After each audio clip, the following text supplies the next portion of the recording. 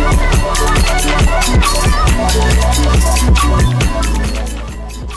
welcome to Jump In with Raymond and Tanesha Sharp.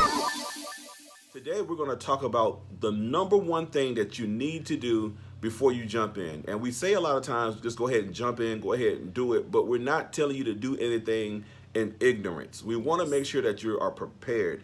So before you jump into any endeavor, make sure that you study and research that area that you're about to go into, okay? Our issue with people not jumping in is that they're fully equipped, they have all the information, they know how, and they just still decide to stop. We want to see you all walk in your dreams, walk in your purpose, walk in your passions without any excuses, okay? So once you have done all the research and you are fully equipped, now it's time for you to move forward and jump in.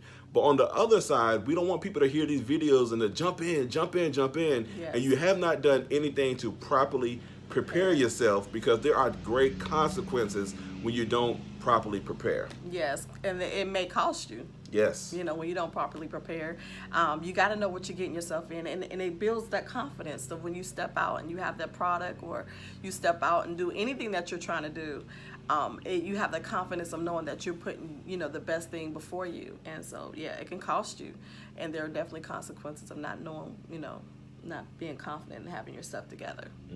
So it's kind of like, when you start a business, you need to do a business plan, because not to say that you have a business plan, but you need to understand your market. Some people don't even understand the nuances of the market. For example, I'm a real estate agent. There's hundreds of agents, but there's not many agents that focus on the particular areas that I focus in the way that I focus in them. I have a certain niche that I go after. That is my clientele base, and that's who I concern myself with. Yes, I do all areas of real estate, but there are, I have certain niche areas that I specialize and I focus in that many agents kind of shy away from, that I love to do because I'm gifted in those particular areas.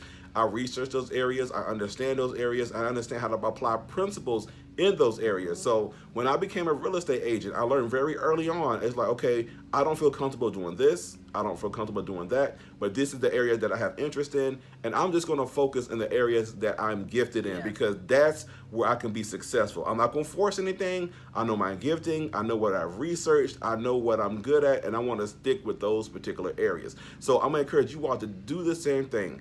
Don't have a certain skill set, have all the resources that you need, and don't jump in. But on the other side, don't go in blind. Don't just get an idea and just throw all your resources into it without thinking about it, researching it, getting a mentor, and moving forward in a smart way, okay? We want you to jump in, but we're going to jump in being fully prepared. Thank you all so very much for joining us today, and as always, we want you to jump in.